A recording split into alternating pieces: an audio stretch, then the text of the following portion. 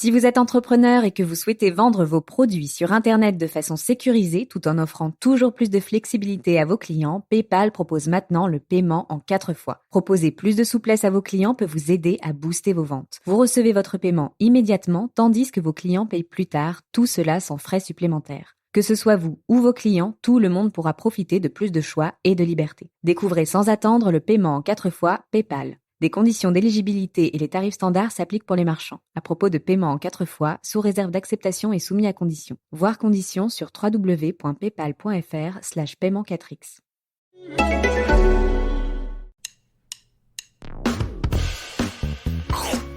Allez, mange mon œuf. Mon œuf, il était parfait. Et le chef, il a gobé comme un flambi. Il est allé nous chercher un accessoire du Moyen-Âge, le flambadou. Je vais aux toilettes. Oh, le con.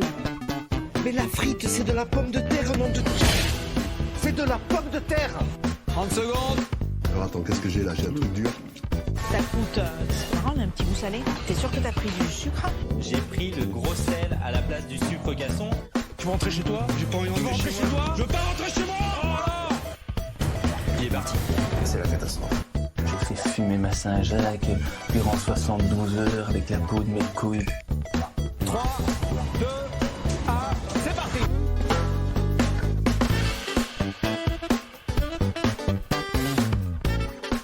Salut tout le monde, bienvenue dans le podcast Micro-ondes, le grand débrief de l'année. Je suis Raoul Villeroy, on est parti pour une petite heure ensemble avec toute l'équipe, ou presque, pour revenir une dernière fois sur ce qu'on a vu dans cette saison 12 de Top Chef, une semaine après la victoire de Mohamed Cheick en finale. On va tourner un peu aujourd'hui, je vous l'ai dit, mais j'ai déjà à mes côtés deux candidats de ma brigade, bien sûr, de choc, à commencer par Sébastien Polomeni, l'inévitable. Salut Seb. Salut Raoul, salut Lucas, bonjour à tous. Et il l'a dit, il est de retour. Votre trublion préféré, Lucas Vola, est également là. Salut Lucas. Salut Raoul, salut tout le monde. On va essayer de se rappeler un peu de tout ça, de cette saison de Top Chef qui a, j'ai l'impression, commencé en 2017. Mais on a la mémoire, on a bonne mémoire. Oui, mais de toute façon, la perception temporelle est complètement faussée depuis la crise du Covid, j'ai l'impression. Tout semble différent. Mais si on va parler de plein de choses, de ce qu'on a aimé, de ce qu'on a moins aimé, des chefs, des brigades, des plats, des épreuves, tout va passer au crible du micro-ondes. On commence tout de suite après un petit jingle, messieurs. C'est parti.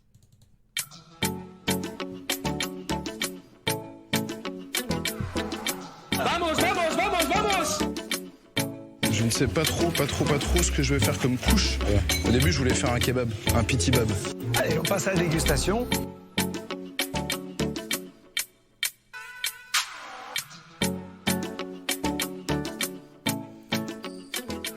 Messieurs, on va commencer tous les trois donc à revenir sur cette saison. Vous laisserez vos places au fur et à mesure à nos autres membres de l'équipe. Vous verrez que tout ça sera géré de manière très professionnelle. Mais lançons-nous sans plus attendre, peut-être sur une impression générale par rapport à la saison. Seb, qu'est-ce que tu en as pensé au global? Qu'est-ce que tu retiendras de cette saison 12?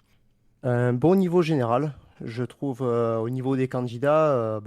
Au-delà de l'entente, ça c'est dû aux conditions de tournage. Mais franchement, Mohamed gagne, mais Arnaud aurait pu gagner, Baptiste aurait pu gagner, Thomas aurait pu gagner, Mathias aurait pu gagner, Pierre aurait pu gagner. Pas Sarah. Sarah aussi. Les 7-8 derniers candidats auraient pu gagner. Ils auraient pu se retrouver en finale. Franchement, au niveau général, donc des très beaux plats. Et franchement, une belle promotion 2021. Lucas, du coup, même question. Qu'est-ce que toi, tu gardes comme souvenir de cette saison 12? Qu'est-ce que tu en as pensé au global? Déjà, on note que pour Seb, ils auraient tous pu gagner sauf Sarah. Sarah qui est en finale, ça voilà. Non, c'est mais pas on elle est qui aurait d'accord. pu gagner. Non, après, pour cette saison, je dirais mitigé. Tu étais en train de poser la question, j'ai essayé de me refaire toute cette saison, et en effet, j'ai trouvé que le niveau était très élevé, du moins on a eu un niveau très homogène et du coup on a eu des dernières épreuves, des quarts de finale, des demi-finales qui étaient très serrées, une finale qui était plutôt pas mal, mais c'est vrai que ça laisse un petit, on va dire un goût amer dans l'orchestration de cette saison. Et donc du coup, je saurais pas donner vraiment mon avis tranché sur la saison. Il y avait des très bons côtés, comme le dit Seb, il y avait une bonne entente, il y avait des bons candidats. D'un autre côté, il y avait pas non plus de candidats extrêmement. Il y avait pas des personnages vraiment comme on a pu avoir Adrien l'année dernière notamment. Et en même temps, on peut pas avoir ce genre de personnage tous les ans. Du coup, c'est vrai que à chaque fois que je vois un bon côté, j'en vois un petit peu moins bon et inversement. Donc, j'ai pas envie de dire une saison moyenne parce que ça serait trop dur. Je dirais une bonne saison qui avait malheureusement on va dire les ingrédients pour être une très bonne saison, mais qui restera bonne saison, je dirais. Alors c'est rigolo que tu dises ça, je demandais à Nelson Kenyard qui ne pourra pas nous joindre aujourd'hui et qui était un des membres de la rédaction un peu ses impressions sur la saison. Il a dit la même chose que toi, à savoir un niveau super homogène et du coup beaucoup de suspense jusqu'à la fin, mais que il manquait peut-être un candidat marquant, et lui dit carrément dans 3 ans je mets ma main à couper qu'on aura oublié tous les candidats de cette saison. Je sais pas si je les oublierais dans la mesure où, comme on a dû bien préparer ces trucs-là et tous suivre un peu leur parcours de près et tout, peut-être que je m'en souviendrai un peu plus que d'autres. Et d'ailleurs, je pense que c'est peut-être la seule saison où je serais capable de te citer les 15 candidats du début. Mais oui, peut-être que ça a manqué d'une vraie tête d'affiche. Le vainqueur, on l'a dit, vous le savez bien sûr maintenant, c'est Mohamed. On en a souvent parlé dans la saison au fur et à mesure des émissions, en le qualifiant de dur à éliminer. Je trouve que sur la fin de la saison, il a explosé, c'est un bien grand mot, mais il s'est révélé sur la fin d'écart et en demi et en finale. La victoire me semble méritée pour lui, mais est-ce que vous êtes surpris de sa victoire au vu de l'ensemble de la saison? Lucas, toi, est-ce que c'était une surprise pour toi cette victoire de Mohamed? C'est une surprise dans la mesure où, comme tu dis, au début, on ne croit pas forcément en lui. Alors déjà, je parle même pas de notre power ranking avant qu'on connaisse les candidats, parce que celui-là, il est plus pour faire discuter qu'autre chose. Mais même au moment où la saison démarre, il passe un petit peu sous le radar. C'est après qu'on se dit, bon, Mohamed, finalement, il est pas trop mauvais, il va être dur à éliminer. On commence à avoir cette image-là, et puis on se dit, oui, mais bon, on le sait, il est dur à éliminer, mais pour les quarts de finale, pour les demi-finales, il faut gagner et pas seulement ne pas perdre. Et du coup, est-ce qu'il va être bon sur ce moment-là? Et du coup, il progresse. Alors, je sais pas si c'est une progression. Je suis pas sûr qu'un cuisinier comme ça, avec le bagage technique qu'il a, il ait progressé à Top Chef dans sa technique. Je me dis qu'il a certainement mieux appréhendé ce que les chefs et les épreuves demandaient, on va dire. Et du coup, il a su adapter vraiment toute la technique et tout le bagage cuisine qu'il avait au mieux à l'épreuve, en tout cas au mieux à la saison et à l'émission, pour devenir un très bon candidat. Je dirais pas qu'il a progressé, parce que quelqu'un comme ça, je suis pas sûr qu'il progresse grâce à Top Chef. Non, mais c'est vrai que enfin, révélé. Disons voilà. on l'a mieux apprécié, voilà, en tant que téléspectateur, peut-être. Ouais, parce que il a su, je pense, mettre vraiment à profit tout ce qu'il avait, toute la technique qu'il avait, toute la cuisine qu'il avait, vraiment pour, comme je disais, pour ce que l'émission demande, pour ce que les chefs demandent, et c'est vrai qu'on va dire qu'à la fin, c'est plus une surprise. En demi-finale, il gagne des épreuves. En quart de finale, il gagne des épreuves. Il se présente comme un candidat très, très sérieux. Au début, ça l'était un peu plus. Voilà, c'est typiquement le genre de candidat, comme tu disais, qui s'est révélé au fur et à mesure. Et c'est pas plus mal. C'est bien des fois que dans une saison, il y ait des candidats qui soient forts au début, dont on parle au début, un peu moins à la fin, d'autres qui montent en puissance. C'est ça qui donne aussi des saisons sympas à regarder. Seb, Mohamed, surprise pour toi. Est-ce que c'est toi qui es le plus cuisinier d'entre nous, est-ce que c'est celui dont la cuisine est la plus identifiable pour toi? J'ai l'impression qu'il y avait toujours des trucs qui revenaient et qui avaient l'air assez facile à identifier à distance gustativement. Oui, tout à fait. Comme j'ai dit dans la précédente émission, à chaque fois que tous les candidats présentent leur plat, j'essaie de m'imaginer les goûts et ce que ça peut avoir. Et c'est vrai que Mohamed, ça a toujours été cuisine française avec une touche méditerranéenne. Donc ça, il n'y a pas de souci là-dessus. Après, pour rebondir sur ce qu'a dit Lucas, est-ce que c'est une surprise? Oui, parce qu'au début, on ne le voyait pas du tout arriver là. Surtout que première, deuxième semaine, il passe par la petite porte, dernière chance. C'est vrai. Et ensuite, il se qualifie. Voilà. Et ensuite, là, j'ai le tableau devant les yeux. Il passe. Il se fait pas sortir, jusqu'à la 12e semaine où il retourne en dernière chance. C'était donc quelle là, pour épreuve, moi, la dernière chance cette fois-ci, je me souviens plus. Tu l'as ou pas très Est-ce bonne que question. c'est marqué? Non, bah si c'est pas marqué, oublie, mais je pensais que Non, c'était. je sais plus. Ok. Non. En fait, pour moi, Top Chef, tu vois, tu as 3 phases. Tu as d'abord la première, faut pas se faire sortir, qu'il a très bien su faire. Ensuite, quand tu arrives en quart, en demi-finale, faut gagner, faut t'imposer. Et après, la troisième, c'est pour faire plaisir au plus grand nombre, pour s'imposer. C'est ce qu'il a su faire à chaque fois. Ouais, je suis complètement d'accord avec toi. Et finalement, cette surprise sur l'ensemble de la saison, oui, on la comprend. Enfin, oui, on peut parler de surprise. Mi-saison, j'aurais pas dit Mohamed va en finale. Maintenant, et la gagne. Maintenant, oui, au fur et à mesure, on s'est bien rendu compte qu'il avait tout ce qu'il fallait pour ça. Sur les 15 candidats, Seb, lequel tu retiendras? Et je parle des candidats plus que des cuisiniers, peut-être.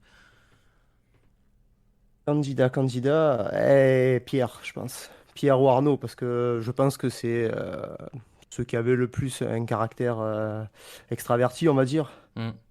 Arnaud, je pensais pas au début, je pensais que ça allait être voilà, le Parisien, un petit peu hautain. J'ai dit, oulala, ça va pas le faire. Et puis au final, non, ça a été vraiment que la première émission. Et après, il s'est lâché, ça a été punchline sur punchline, niveau de cuisine intéressant.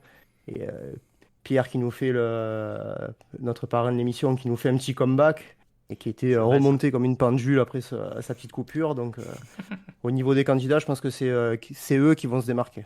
Lucas, même question. Quel candidat vas-tu retenir? Bon, Raoul, je pense que tu as une petite idée. Oui, je sais très bien que tu vas me répondre Yohei, bien sûr. Voilà, exactement.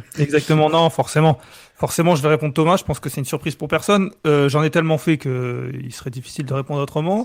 Maintenant, je pense que notamment en début de saison, c'est vrai que vers la fin de la saison, étant éliminé, on a un petit peu oublié et bon, c'est assez logique. Mais en début de saison, il a fait partie des candidats les plus, on va dire, impressionnants. Pas forcément les plus animateurs, vu qu'il gagnait souvent, il allait rarement en dernière chance, donc on ne le voyait pas souvent dans l'émission, dans l'épisode, on va dire.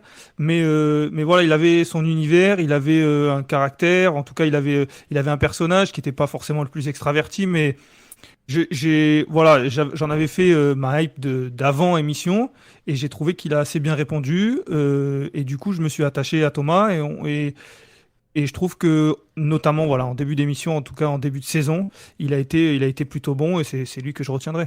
Même s'il manque l'accent, forcément. Ah bah ça oui, on le regrettera toujours, mais tu lui avais demandé, il avait expliqué qu'en fait il arrivait trop tôt en France et qu'il a perdu forcément cet accent.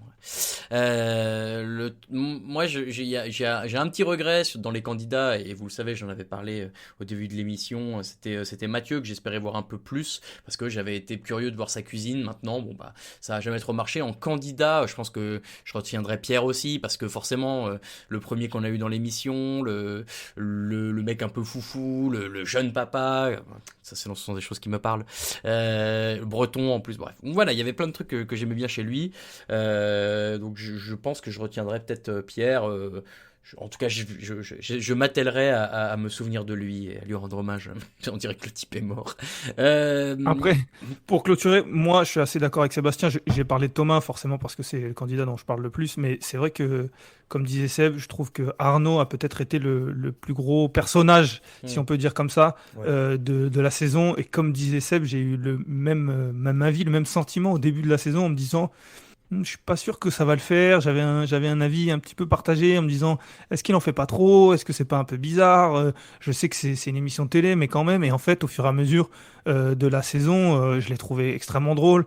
On a eu la chance d'avoir plusieurs candidats dans ce podcast, et Arnaud en fait partie.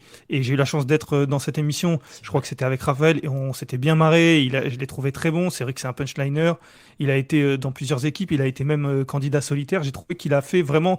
On va dire, c'est l'ambianceur de cette saison, sans vraiment que ça soit péjoratif, parce qu'il est allé assez loin. Ouais. Et je suis assez d'accord avec Seb. Il a été très bon, le Arnaud.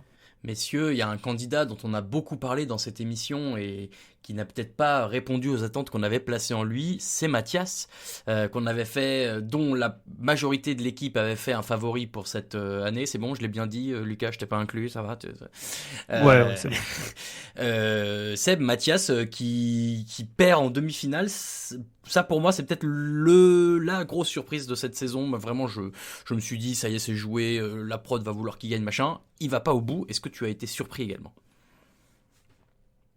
Sur le papier, oui, maintenant dans les faits, quand tu regardes le déroulé de la demi-finale, pas du tout. Quand tu prends les trois plats, Sarah était beaucoup plus audacieuse que lui. Lui, franchement, il est resté dans sa zone de confort et les plats étaient très certainement très bons. Mais comme c'était, bon, je sais plus si c'est la créativité sans limite, l'audace, je me perds dans les Ouais. adjectifs. Enfin bref, c'est la même chose, mais elle a été beaucoup plus audacieuse que lui. C'est la saison des flashbacks. Voilà, il y avait aussi des... Et pour moi, il n'y a pas photo sur le déroulé des trois épreuves qui se fasse sortir. Mais après, c'est clair que c'est une... bon, moi, je l'avais mis numéro un de mon Power Ranking en semaine 1, compte tenu de son bagage qui était annoncé dans le dossier de presse d'M6. Après, sur le déroulé, voilà, franchement, je le voyais beaucoup plus fort quand même sur la saison en général. Ouais, je suis assez d'accord avec toi. D'ailleurs, tant que j'étais sous la main, la cuisine de Mathias, est-ce que c'est...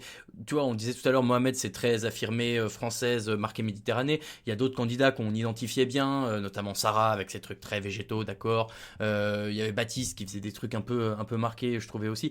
La cuisine de Mathias, autant elle avait l'air très bonne, très technique, très ce que tu veux, mais j'aurais du mal à la qualifier, et en dehors de... Et je sais pas pour me moquer, mais presque, la Franche-Comté, quoi. Seb, la cuisine de Mathias, aujourd'hui, est-ce qu'on arrive à en retenir quelque chose? Comme ça, à part, je vais te dire, tout le monde va se dire le plat de l'année. Maintenant, je suis pas sûr que d'ici 2 3 ans, tu te rappelleras que Mathias a fait la tartelette, quoi. Ouais, ouais, c'est vrai. C'est un peu bizarre, te disent le plat de l'année. Le plat de l'année, ça a été la tartelette. Donc, j'ai un peu de mal avec ça, quoi. Du coup, Lucas, je suis content que tu sois là aussi pour parler de Mathias. Quel est ton avec le recul? Est-ce que tu veux te la péter et dire à tout le monde que tu avais raison? Non, non, non, pas du tout. Non, parce que tout le monde le sait, j'ai pas besoin de le préciser. Non, mais plus sérieusement, je trouve, et on va essayer, comme tu disais, de prendre un petit peu de recul, et je trouve que 1 an plus tard, ça donne beaucoup plus de poids, et je l'avais dit à la demi-finale, que ça donne beaucoup plus de poids à la victoire de David l'année dernière, parce que, je m'explique, ça prouve à quel point c'est difficile d'arriver en tant que favori dans Top Chef et de remporter Top Chef. Parce que c'est bien beau d'être favori, parce qu'on a un bagage, voilà, David était étoilé, et on a beaucoup critiqué aussi ce choix, même si c'était pas le premier à faire ça, mais d'arriver à Top Chef alors qu'il avait déjà une étoile, face à d'autres qui n'en avaient pas, ça faisait un peu bizarre. Mais en même temps, les candidats arrivent en sachant très bien faire dans leur domaine, et on l'a bien vu dans Top Chef, l'émission vous oblige à aller dans des domaines différents. Alors vraiment, l'exemple même, c'est la demi-finale, puisque c'est d'autres candidats qui imposent des épreuves, mais dans toute la saison, il faut être bon partout, ou ne pas être mauvais à des endroits pour éviter de se faire éliminer. Et on a beau être étoilé, on a beau être très bon, on peut avoir un domaine où on est un peu moins bon. Ben, quand on a un étoilé, il suffit juste de ne pas le faire dans notre restaurant, et puis ça passe. Mais là, à Top Chef, on est obligé de le faire. Et du coup, là où David a été bon, c'est qu'il a rarement été pris à défaut. Il a réussi à gagner. Alors, il n'a pas gagné toutes les épreuves, mais il s'est pas fait éliminer. Et là où Mathias, ben, il était favori, et on le voit à quel point c'est pas évident de gagner Top Chef. Et si on regarde les candidats, je suis d'accord pour dire que Mathias est toujours, même avec maintenant qu'on sait les résultats, si on reprend les mêmes candidats et on refait la même saison, on remettrait tous Mathias favori parce qu'on a vu ce qu'il savait faire. Mais c'est difficile de gagner Top Chef. Et donc, quand on arrive favori, ça l'est encore plus parce que on a beaucoup d'attentes. Et donc, c'est ça ça m'a fait penser à ça. Ça a donné encore plus de puissance à la victoire de David, je trouve. Je suis assez d'accord avec toi. Un petit mot quand même sur l'ensemble, sur les 15 candidats. Souvenez-vous qu'il y avait 15 candidats au tout début.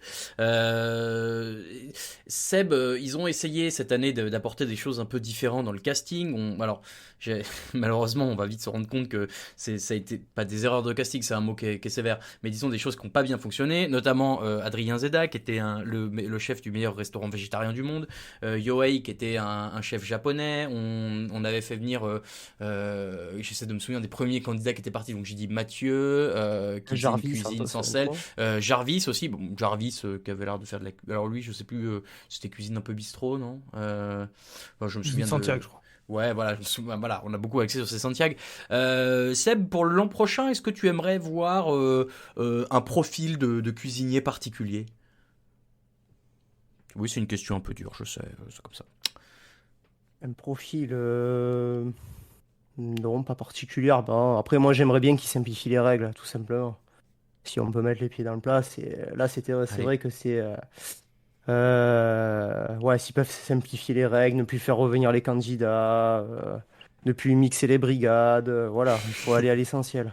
Après, Ouais. quitte à aller à tout bousculer, moi je partirais sur 5 chefs. S'ils veulent faire 15 candidats, ben, tu fais 5 chefs, 5 x 3, 15, et puis voilà quoi. Ah, toi tu partirais directement sur. Mais Ouais. du coup, il y aurait pas d'éliminés en première semaine. Non, pas d'éliminer, pas de candidat solitaire, pas de j'échange les trucs, voilà. Et quand tu as perdu, quoi, point barre. Ouais, moi dans le fond, je suis pas complètement contre. Maintenant, bah voilà, toi-même tu sais que c'est aussi une émission de télé-réalité, qu'il faut un peu une À part fait. de rebondissement, de choses comme ça. Lucas, ça te plairait toi le format que propose Seb? 5 chefs, ouais, pourquoi pas? Pourquoi pas? Après, je trouve que à 4, l'équilibre est bon. Avec l'arrivée de Paul Perret, je trouve que ça fait 2 ans qu'il est très bon. Il a réussi à trouver sa place, on va dire. Michel Saran est bien. Hélène Darroze, pareil.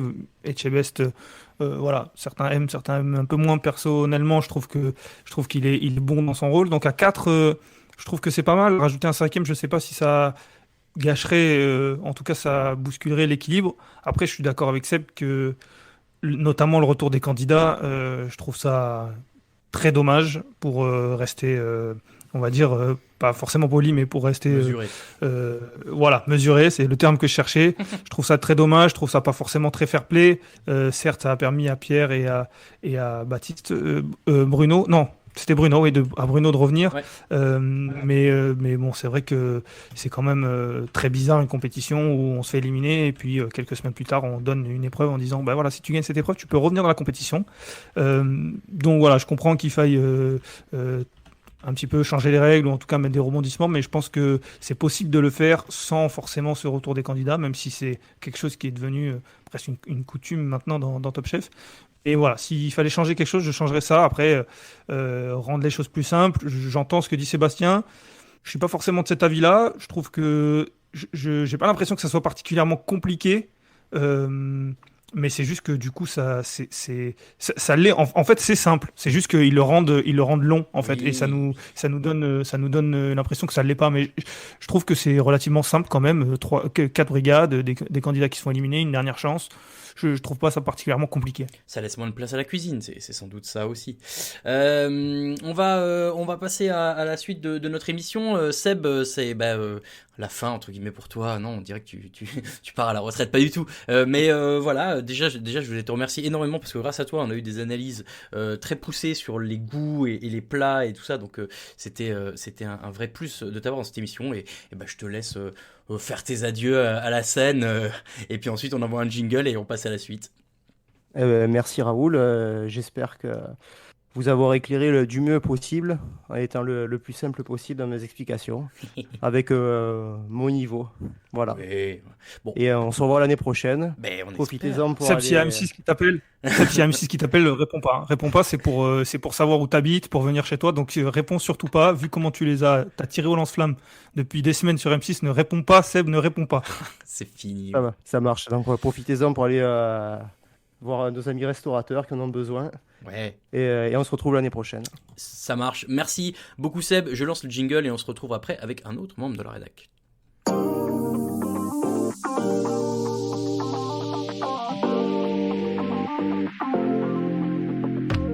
Samuel, c'est le patriarche de la saison, c'est le plus sage. Moi, je suis pas trop loin en âge, mais je suis le plus con. Allez, dernière minute. Je te demande pas on fait un enfant, non, je te demande est-ce qu'on met du vinaigre dans cette crème de brie ou pas?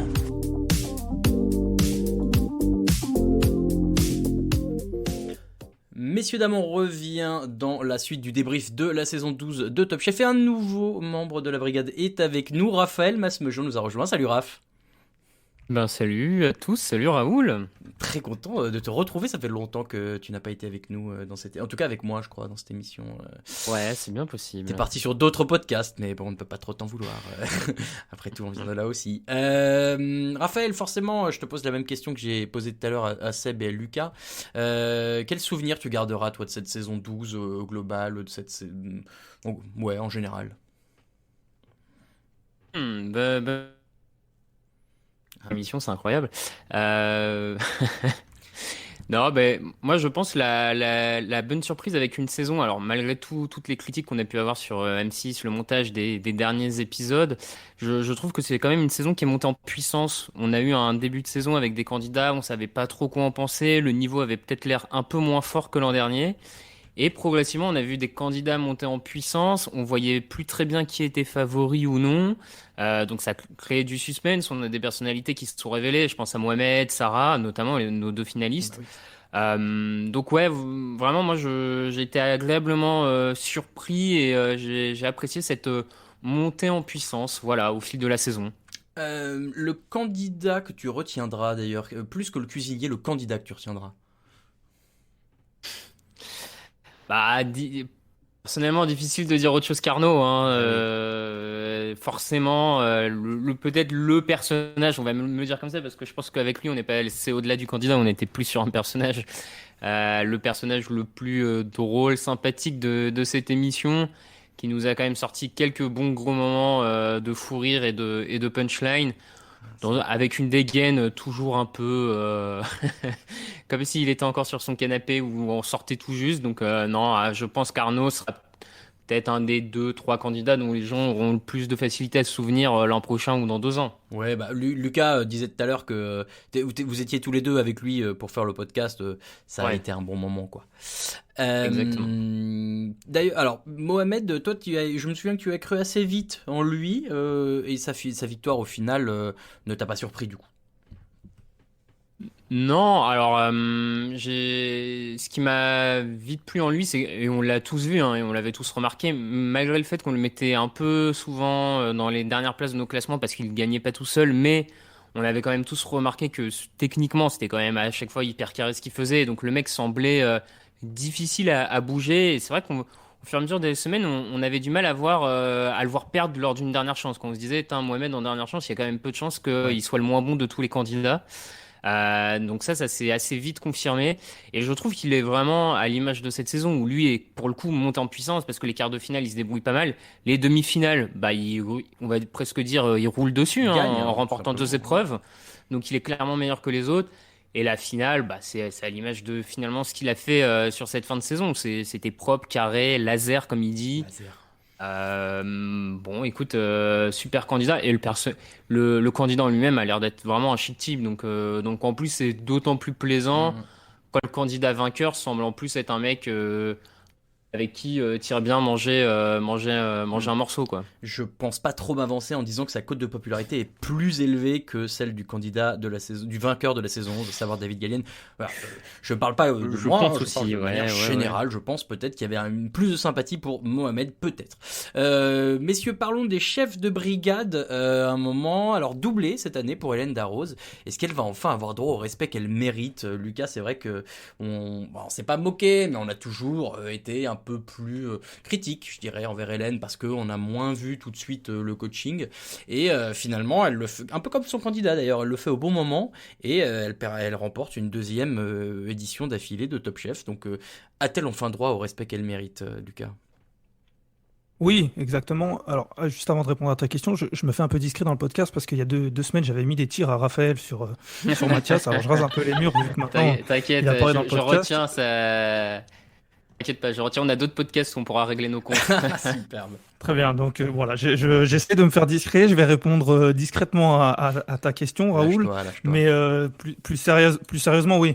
Je pense que voilà, il faut en tout cas lui donner le respect qu'elle mérite. Alors déjà, je relisais mes notes et je revoyais que Sarah et Mohamed avaient travaillé ensemble. Et du coup, ça m'a rappelé qu'ils avaient été dans la même brigade. Enfin, travaillé ensemble, ils avaient fait des épreuves ensemble, je veux dire. Et ils avaient été dans la même brigade. Et donc, que Hélène Darroze a quand même sélectionné les 2 finalistes de cette année. Ouais. Ce qui est pas rien quand on sait que ça a beaucoup bougé, que les candidats sont fait éliminer, qu'ils sont revenus. Donc c'est pas rien. Ensuite, c'est vrai que peut-être disons que c'est la moins au niveau du coaching, à côté des trois garçons, c'est peut-être... Si je peux me permettre, Lucas, en plus, pour ajouter, elle les sélectionne en étant la seule à chaque fois à vouloir ces candidats-là. Tu vois, c'est pas des candidats à égalité qui la choisissent, c'est elle vraiment qui a un coup de cœur pour cela. Donc ça amplifie ce que tu dis.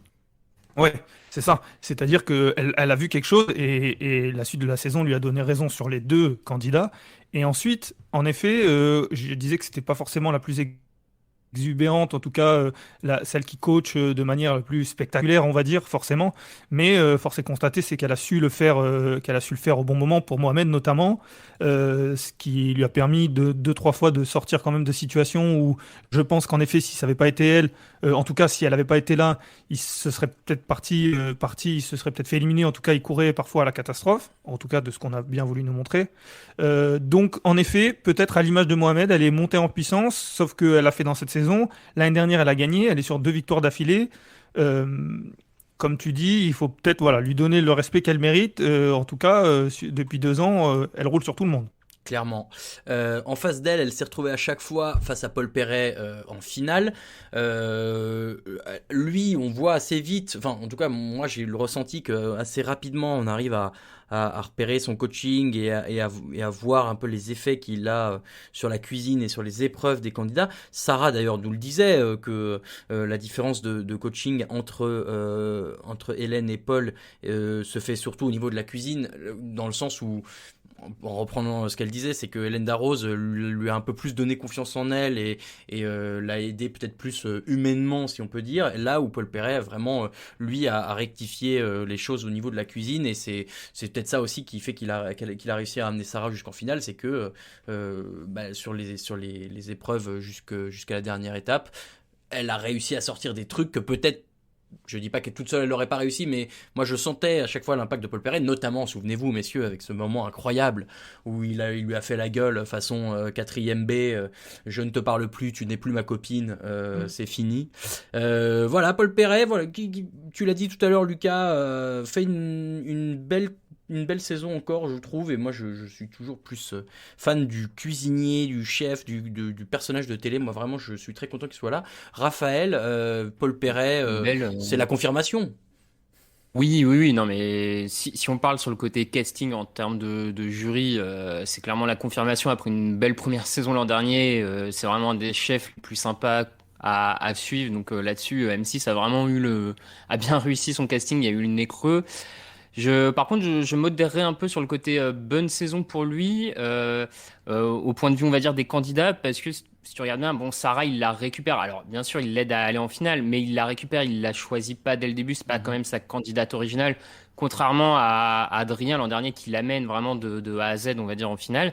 Et si tu regardes la brigade qu'il a formée, Pierre, Pauline au tout début, donc c'était Pierre, Pauline et Baptiste, ça a pas été très très loin non plus, hein, tu vois. Pierre est sorti assez vite, alors bon, sur un coup de sort, après il revient, etc. Mais Pauline, elle est sortie assez rapidement également. Bon, je l'ai trouvé moins bon finalement cette saison dans ses choix de candidats que l'an dernier. L'an dernier, il avait eu Maury, Adrien, et je me souviens plus du troisième. Justine, du coup. Justine, mais qui avait remplacé Gianmarco, il me semble. Oui, elle était candidate solitaire au début. Ouais, c'est ça. Bon, peut-être un petit peu moins de succès, mais bon, comme tu dis, après, sur le coaching, malgré tout, il reste moins de succès sur le choix, mais sur le coaching, il accompagne Sarah en finale, donc au niveau, et oui, il s'impose. Il s'impose, et finalement, un peu à la surprise générale, moi j'ai trouvé, alors c'est peut-être un de mes leitmotifs de cette année, mais j'ai trouvé que celui qui était un peu dedans cette saison, c'était Philippe Etchebest. Ouais. On va enchaîner. Bel enchaînement, bravo Raphaël. Vas-y, lance-toi, tu es parti, je te sens. Attends, non mais moi ou Lucas, parce que je sentais que Lucas aussi était lancé. Donc ouais, moi j'étais parti aussi, mais ça y est, je suis parti. Moi je suis très loin, les gars. Bon, bah alors attends, Raphaël, finis ton truc et après Lucas, tu pourras enchaîner. Non, du coup, pour finir rapidement avec Philippe Etchebest, je l'ai trouvé un peu plus en dedans, encore un peu plus caricatural dans l'attitude que les années passées. Bon, après, voilà, son personnage, M6 aime bien, il y a des clients, donc pourquoi pas, mais je l'ai trouvé pas très, très inspiré quand même, que ce soit dans le choix ou le coaching. On a senti qu'il a jamais réussi à créer d'esprit de groupe, on va dire, dans sa brigade. Si on reproche à Hélène Darroze de pas toujours avoir du coaching pour ses candidats, je pense qu'il faut aussi taper sur Philippe Etchebest pour pas avoir créé cette unité dans son équipe, hein. Enfin, il y a un moment, c'était peut-être aussi son rôle de jury, et du peu qu'on a entendu de Charline en post-élimination, tout ça, il a eu l'air d'être quand même très très en retrait là-dessus.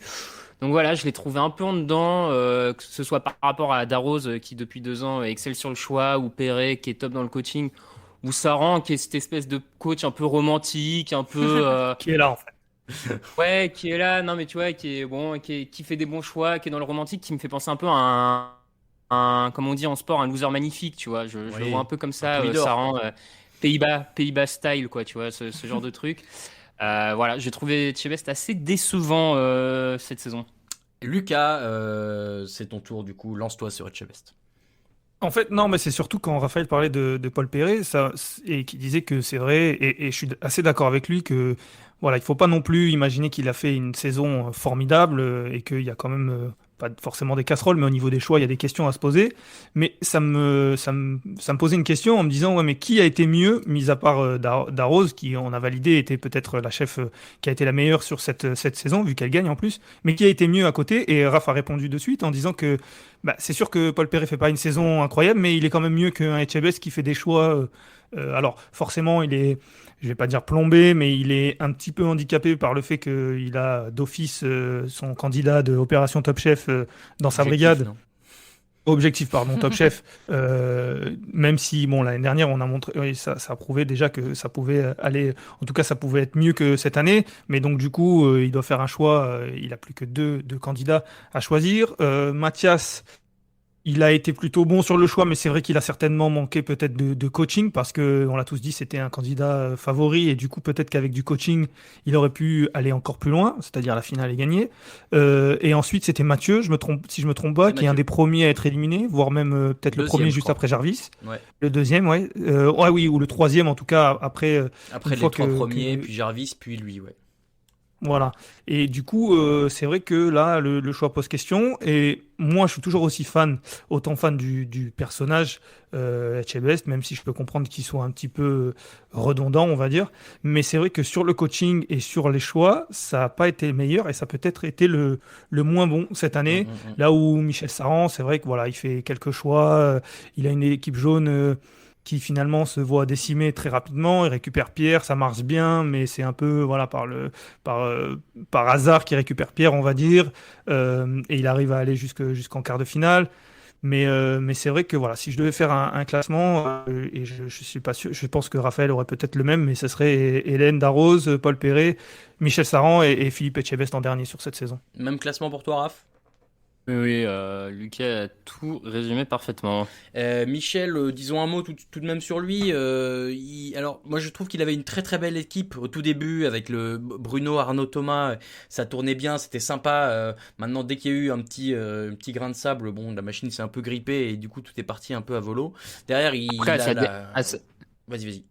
Juste à sa décharge, Raoul, le grain de sable, c'est un peu la production qu'il lui met quand il lui reste tous ses candidats et qu'il décide de rechanger toutes les compositions d'équipe et qu'il se retrouve avec plus que de mémoire Arnaud et Thomas qui passe chez Darroze et Bruno qui va chez Etchebest. Enfin, il a pas été aidé, on va dire. Le grain de sable, la production lui a quand même gentiment mis dans son équipe. Hein. Oui. Non, mais voilà, c'est pas. D'ailleurs, c'était pas un reproche, mais tu fais bien de le rappeler. Effectivement, il subit un peu les choses. De fait d'être le meilleur chef, enfin la meilleure équipe, puisqu'ils ont gagné beaucoup d'épreuves au début, hyper plein de candidats.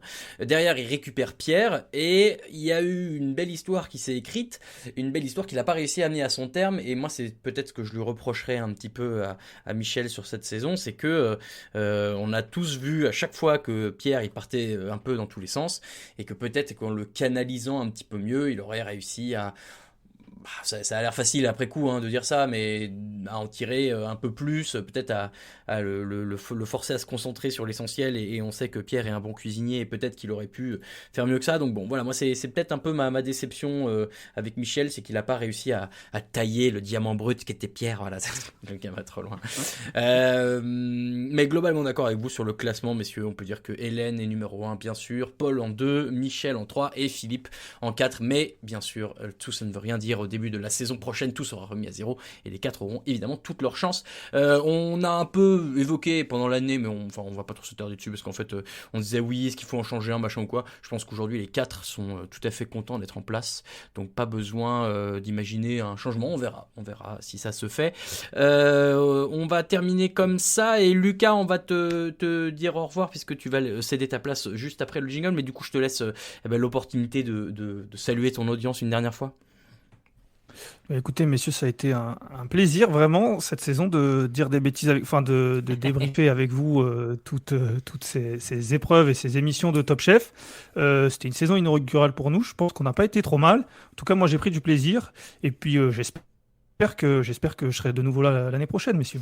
On verra si la prod refait appel à toi, mais je vais envoyer des lettres pour pousser ma candidature. On fera des épreuves de casting, bien sûr. Et puis Raphaël, ce n'est que de l'amour, hein. Ce n'est que de l'amour. J'espère que l'année prochaine tu seras professionnel de trapèze et puis on pourra fêter ça autour d'un verre. Voilà, autour d'un trapèze. Tu nous inviteras à tes représentations de cirque, bien sûr. Lucas, merci beaucoup. Encore une fois, je lance le petit jingle et on se retrouve juste après pour la suite et fin de ce débrief. J'ai jamais étudié comment tourner un robot coupe, j'en ai un coup. 30 secondes. Le show de Bruxelles aujourd'hui, on va le voir un petit peu comme la fille qui était pas très jolie quand on était à l'école en maternelle et on la recroise 10-15 ans plus tard. Ah bah c'est devenu un canon de beauté, tout ça.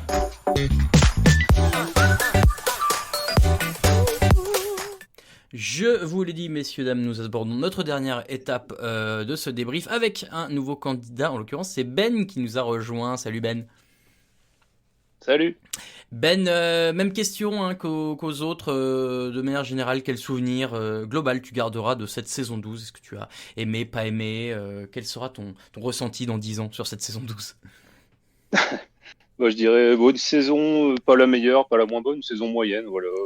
Ah bah tu vois, tout à l'heure Lucas disait que moyenne c'était peut-être un peu fort, mais c'était l'idée, ouais, effectivement. Moyenne parce que niveau homogène ou parce que pas plus que ça ?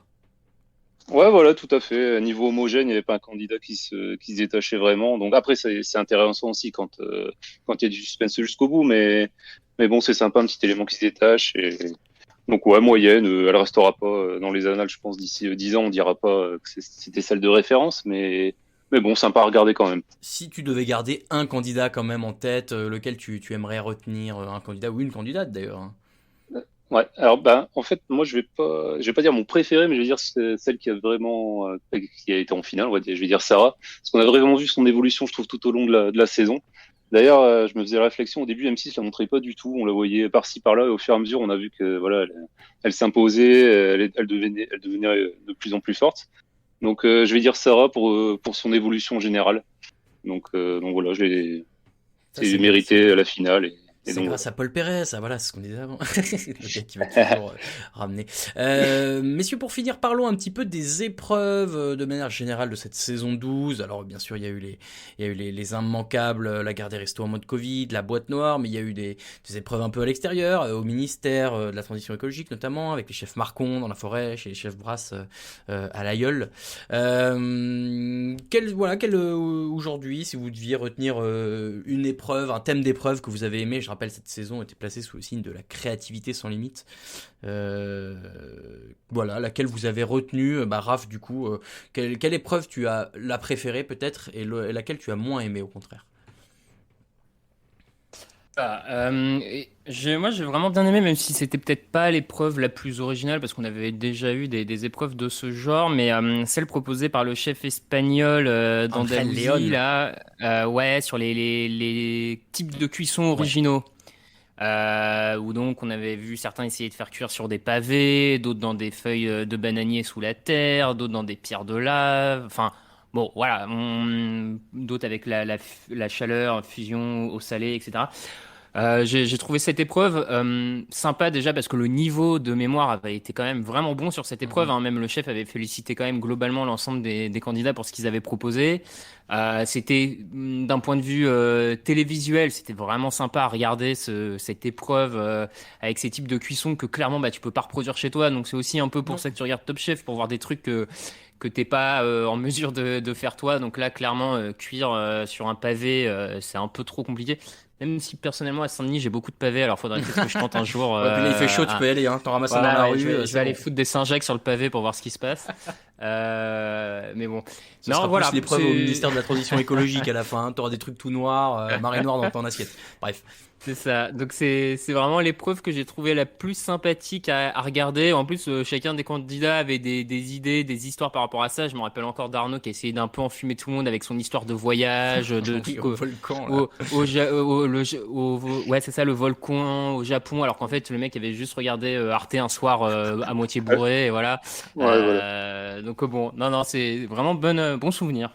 Et celle que t'as le moins aimé, peut-être en 2 mots? S'il y en a une. Je réfléchis. Bah, moi, je peux vous donner un exemple. Moi, par exemple, celle que j'avais le moins aimée, c'était celle du chef Lesker, où il fallait faire 3 bouchées, une entrée, un plat, un dessert, et ça se jouait sur une bouchée à chaque fois. J'avais pas aimé le format, et j'avais pas trop aimé que ce soit que des bouchées, parce que c'est moins télévisuel. Voilà, moi, c'est peut-être celle que j'ai moins aimé, je pense. Ouais, je sais pas si c'est cette épreuve-là que j'ai le moins aimé, mais en tout cas, c'est vrai que ce format-là d'épreuve, c'est celui que j'apprécie le moins, où les candidats sont éliminés sur une partie de la recette et pas sur un ensemble.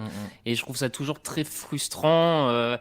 Comme du coup un peu à l'image, alors c'est pas forcément celle que j'ai le moins aimé, mais pour aller dans ce sens, celle d'Arnaud Donquel où il avait demandé aux candidats de bosser sur une sauce.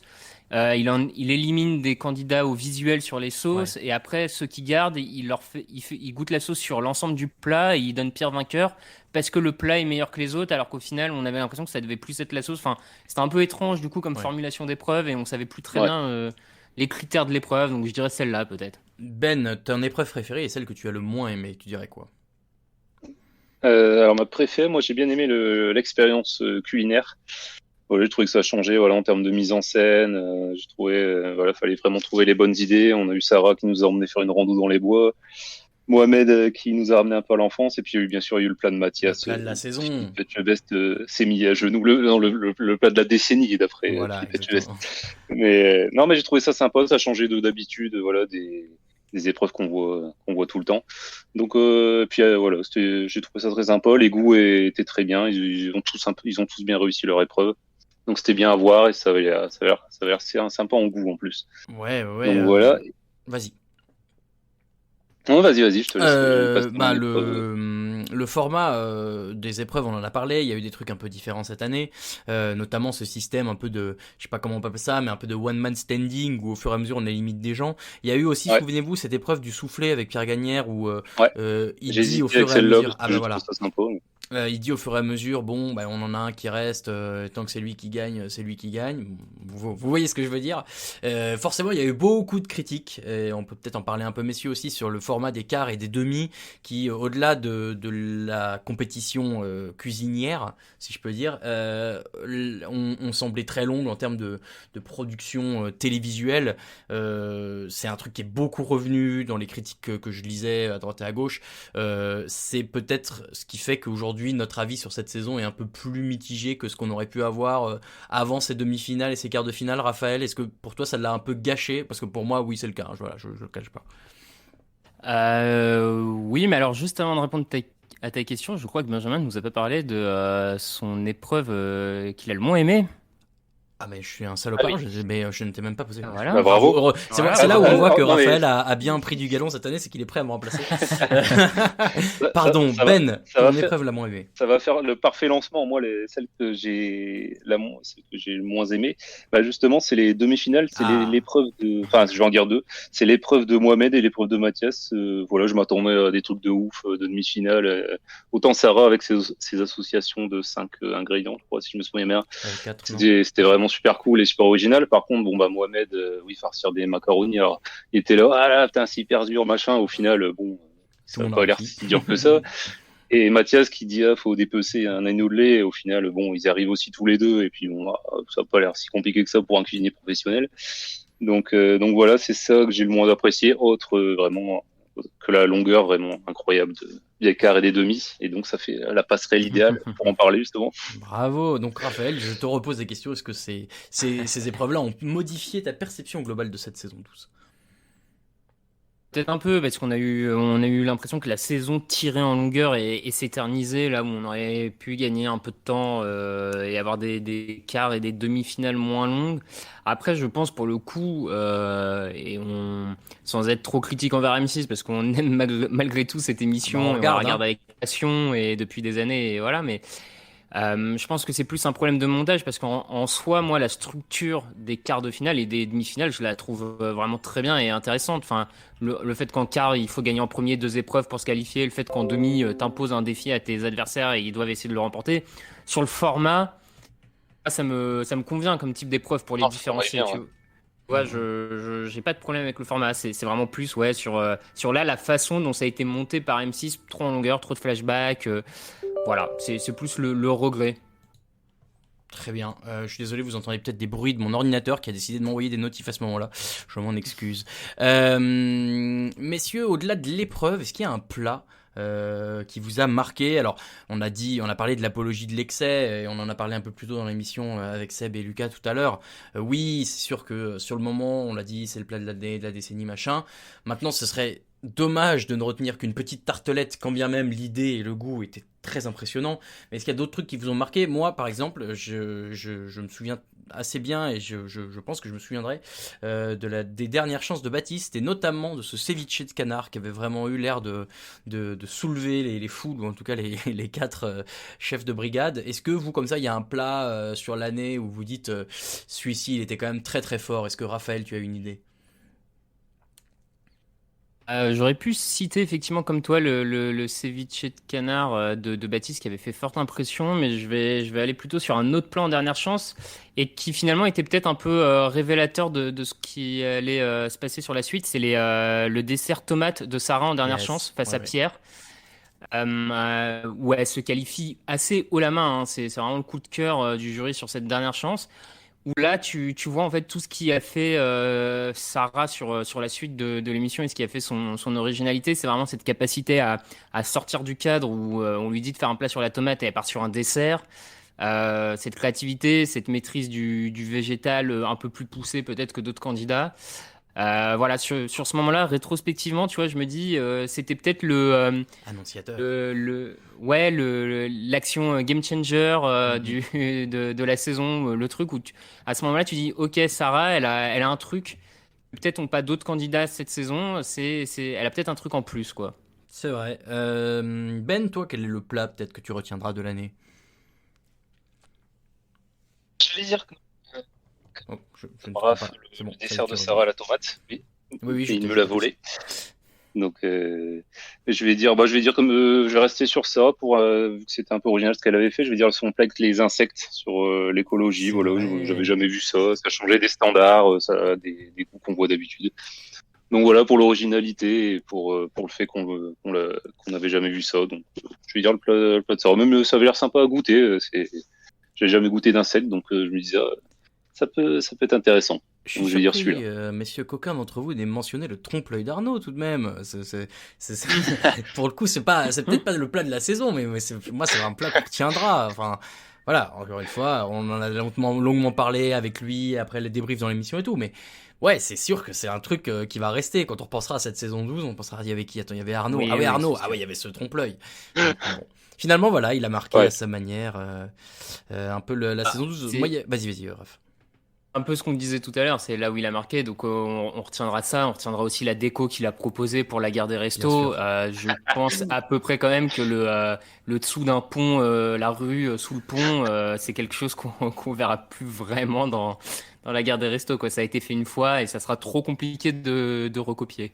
Tu nous as envoyé, je crois, il y a pas longtemps, une vidéo où on le voit avec Pierre un peu débriefer la saison, où il te dit mais c'est normal, en même temps tu sors dans la rue, parfois c'est sale, parfois c'est moche, parfois il y a des trucs qui traînent, tu manges ton sandwich, il y a un clochard, je dis quoi? Mais ça va pas. Il est fou. Donc c'est vrai que pour ça il a marqué un peu le truc aussi. Moi je repense aussi à une épreuve, messieurs, qui a pas forcément été la plus citée parce qu'elle était un peu au début et qu'elle était pas particulièrement exceptionnelle et originale, mais je sais pas si vous vous souvenez de ce buffet de petit déjeuner qu'il y avait, l'épreuve avec Brandon Dehan, où il devait faire et je sais plus ce que ça devait être il fallait rappeler un truc pâtissier mais boulanger mais retravaillé, c'était quelque chose comme ça. Trucs de viennoiserie. Des viennoiseries, exactement. Et moi c'est une image que je vais garder de cette saison, c'est vraiment le moment où ils arrivent dans la salle et tu vois ce carré posé au milieu là avec toute la pâtisserie boulangerie dessus là. Oh là là, ça avait l'air trop bon. Et je sais plus qui on avait eu. On avait eu un ou une candidate, mais je crois que c'est Sarah qui nous avait raconté que effectivement, une fois la caméra éteinte, ou Baptiste peut-être, ils s'étaient tous jetés dessus, et ils s'étaient fait plaisir. Ça c'est un truc que je retiendrai. Je parle de cette épreuve et ça me fait penser du coup au chef invité Brandon Dehan, qui n'a peut-être pas été le plus marquant de la saison. À l'inverse, messieurs, quels ont été les chefs que vous allez retenir? Évidemment, il y a Pierre Gagnère, le bro, il y a Gilles Goujon, l'indéboulonnable, il y a Glenn Vielle, le récurrent. Vous, c'est lequel que vous retiendrez de cette saison? Raphaël? Ben écoute, moi je retiens, j'hésite entre deux. Alors Glenn Viel, hein, forcément, qui pour moi a montré qu'il avait un potentiel jury Top Chef, donc j'avais à retenir forcément. J'ai bien aimé aussi Mazia, le très grand chef. Quand je dis très grand, c'est par la taille. Quasiment du 2 mètres, le pauvre qui me faisait mal au dos parce que personne lui filait de chaise pour s'asseoir alors qu'il fait plus de 2 mètres sur une table qui devait faire 1 mètre de haut. Mais lui aussi était vachement bien dans ses explications, ses choix, pourquoi il préférait tel plat, il avait l'air sympathique et tout. Donc j'avais bien aimé aussi Mazia. Ben, tu es revenu. Quel chef toi tu as préféré du coup cette saison? Je vais dire Glenn Viel, voilà, sympa, du charisme, des bons conseils. Après, peut-être un peu tendance à donner les réponses aux questions trop vite. C'est vrai que... mais bon, j'ai trouvé très bon, voilà. C'est vrai que cette épreuve avec lui, c'était refaire le plat qu'il avait fait et au fur et à mesure, les gens étaient éliminés parce qu'il y avait il aidait trop. Et il aidait un peu. Ouais, mais en même temps, encore une fois, s'il avait rien dit, il se serait rien passé. Peut-être. Après, il était déjà venu avant ou pas? Je sais plus. C'était la première fois qu'on le voyait de l'année. Ouais, donc voilà, bon. Il y a une excuse. Voilà. Ouais, moi j'ai dit, moi je pense que c'est Pierre Gagnère. Je suis vraiment toujours.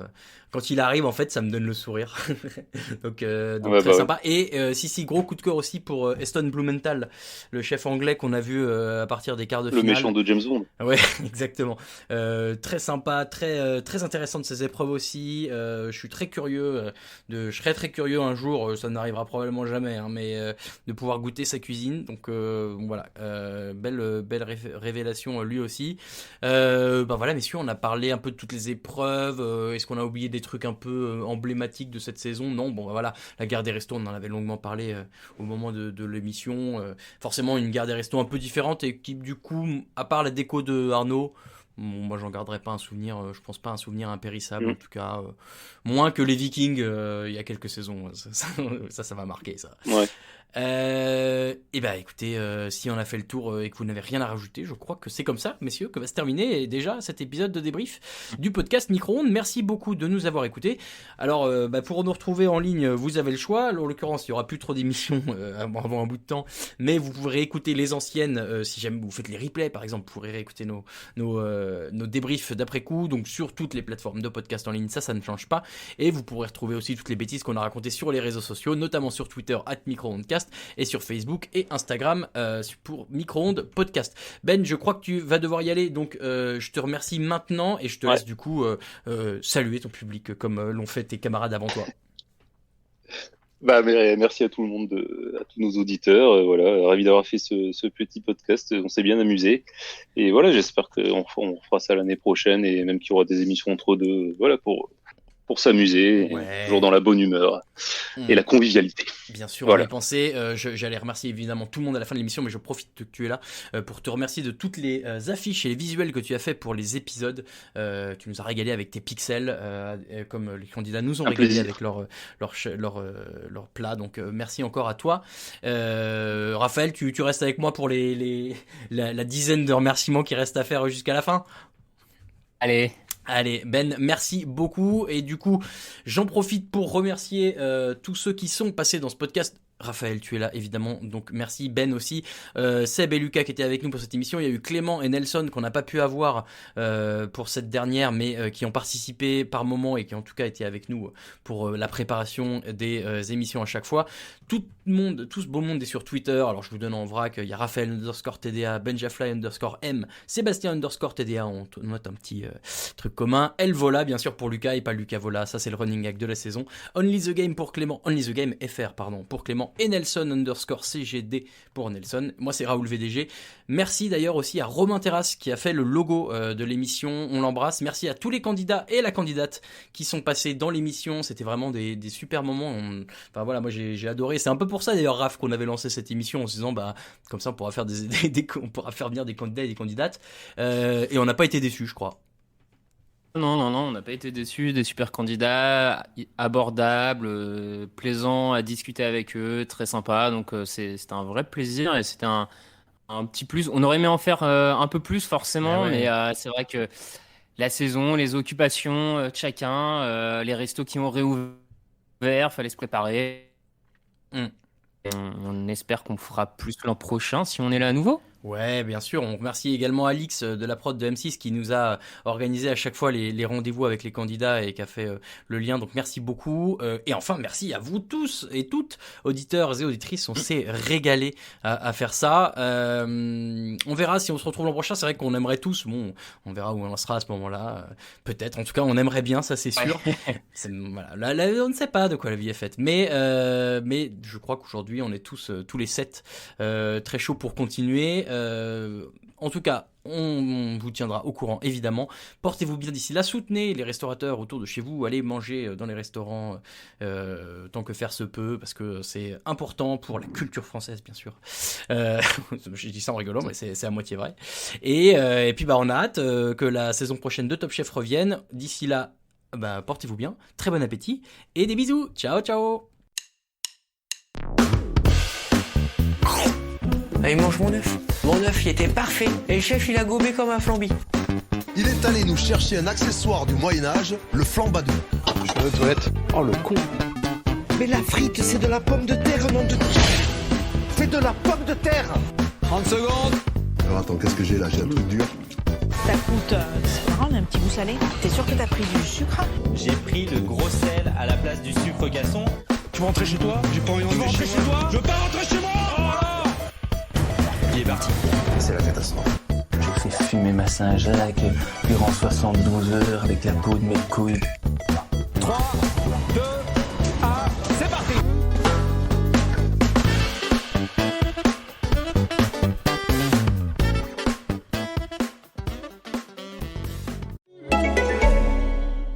Lévi, un médecin en quelques minutes.